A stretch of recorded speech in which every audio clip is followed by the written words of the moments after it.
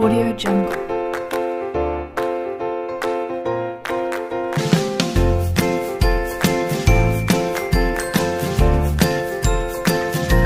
Audio Jungle.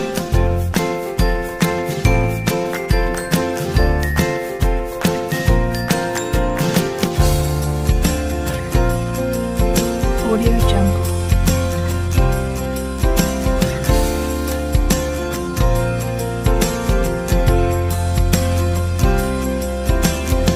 Audio Jungle.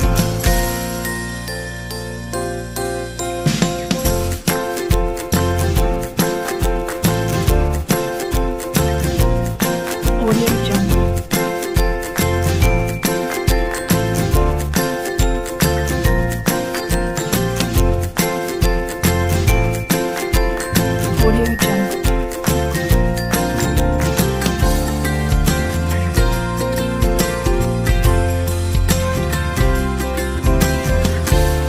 Audio Jungle.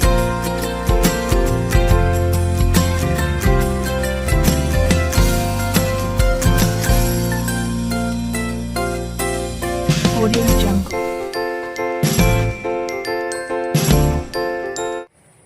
Assalamualaikum warahmatullahi wabarakatuh. Selamat pagi dan salam sejahtera untuk kita semuanya. Sebelum kita memulai pelajaran hari ini, marilah kita berdoa sesuai dengan agama dan keyakinan kita masing-masing. Berdoa dimulai. Selesai. Apa kabar semuanya? Semoga kita dalam keadaan sehat. Oh iya, jangan lupa nanti absennya diisi ya di kelas kita di Google Classroom. Oh iya, jangan lupa tetap menjaga protokol kesehatan seperti yang dianjurkan pemerintah, cuci tangan yang bersih, dan jika bepergian kemana-mana gunakan masker.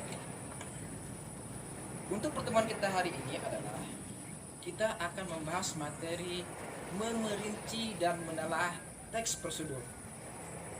Tujuan dari materi ini adalah untuk menjelaskan pengerjaan sesuatu sesuai dengan langkah-langkah yang urut, sehingga nantinya pekerjaan yang kita buat akan lebih mudah. Untuk lebih jelasnya, silakan buka tautan yang ada di bawah ini.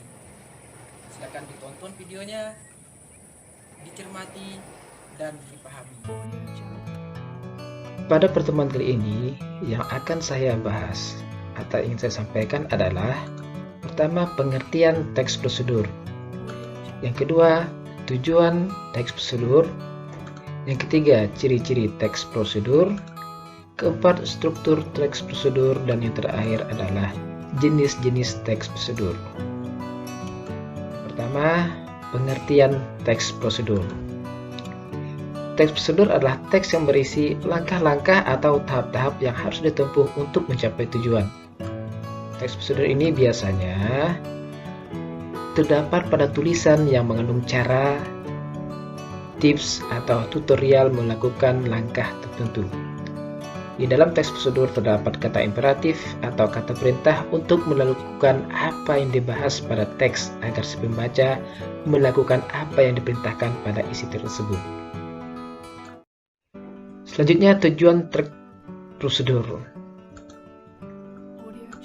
Untuk membantu pembaca atau pendengar memahami bagaimana cara melakukan atau membuat sesuatu dengan tepat.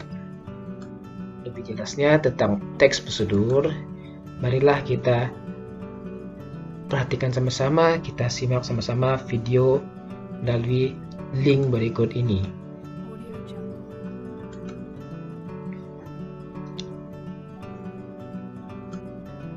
Selanjutnya, ciri-ciri teks prosedur. Teks prosedur mempunyai ciri-ciri. Yang pertama adalah menggunakan pola kalimat perintah atau imperatif, yaitu kalimat yang mengandung makna meminta atau memerintah seseorang untuk melakukan sesuatu. Contohnya, tolong matikan keran air itu.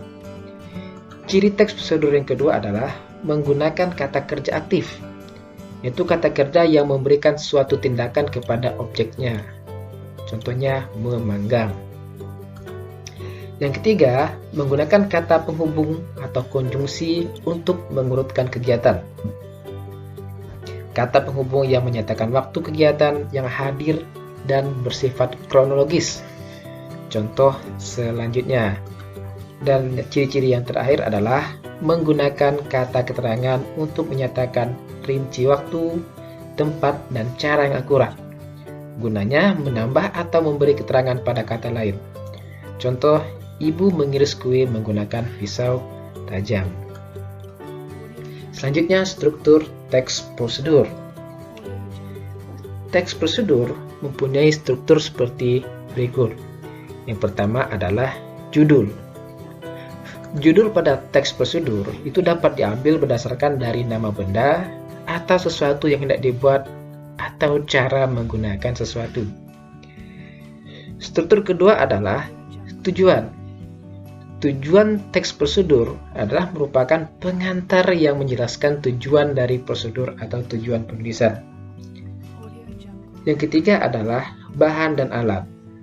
Bahan dan alat pada struktur ini adalah biasanya berupa daftar atau rincian yang berisi syarat-syarat atau apa saja yang dibutuhkan untuk mengerjakan prosedur. Dan yang keempat adalah langkah-langkah. Langkah-langkah pada struktur teks prosedur ini berisi tentang langkah-langkah yang harus dikerjakan untuk mencapai tujuan. Langkah-langkah biasanya dipisahkan dengan penomor. Selanjutnya adalah jenis-jenis teks prosedur.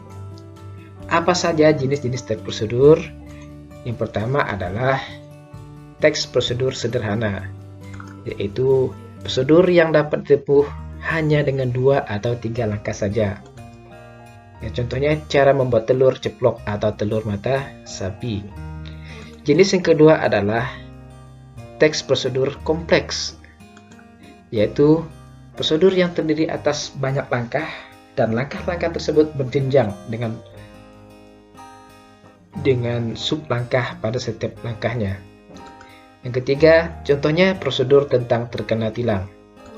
Yang ketiga adalah teks prosedur protokol. Merupakan prosedur atau langkah-langkahnya tidak terlalu ketat atau rumit dan mudah dipahami. Ya, contohnya cara membuat nasi goreng. Baiklah, untuk tugas kita hari ini, kalian kerjakan tugas yang ada di Google Classroom. Kerjakan soalnya dan ingat tugas diskusi. Kalian menggunakan kelompok yang lama. Untuk perintah-perintahnya telah saya kirim melalui pesan WhatsApp ini. Selamat bekerja.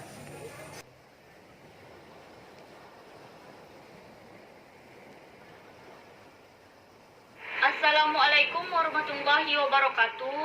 Berdasarkan hasil diskusi kami, struktur yang benar yaitu struktur pertama yaitu judul. Terdapat pada bagian teks 1 karena berdasarkan ciri-cirinya, bagian tersebut berisi ulasan awal mengenai objek yang dibicarakan yaitu kerupuk basah. Struktur kedua, tujuan. Terdapat pada bagian teks 3. Bagian ini berisi bahan-bahan yang diperlukan dalam pembuatan kerupuk basah. Struktur ketiga yaitu bahan dan alat terdapat pada bagian teks 2 karena bagian ini berisi langkah-langkah dalam membuat kerupuk basah. Struktur keempat yaitu langkah-langkah terdapat pada bagian teks 4 karena bagian ini berisi manfaatnya yaitu melestarikan kuliner khas daerah Kapuas Hulu. Baiklah, sampai di sini apakah sudah paham semuanya? Sekarang kita buat kesimpulannya hari ini. Teks prosedur itu strukturnya yang pertama adalah judul, yang kedua adalah tujuan, yang ketiga bahan dan alat, dan keempat adalah langkah-langkah.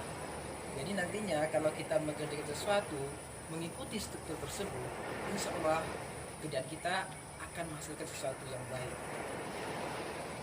Oh ya, jangan lupa nanti segera dikerjakan dan dikumpulkan tugasnya yang saya kirim melalui link Google Classroom.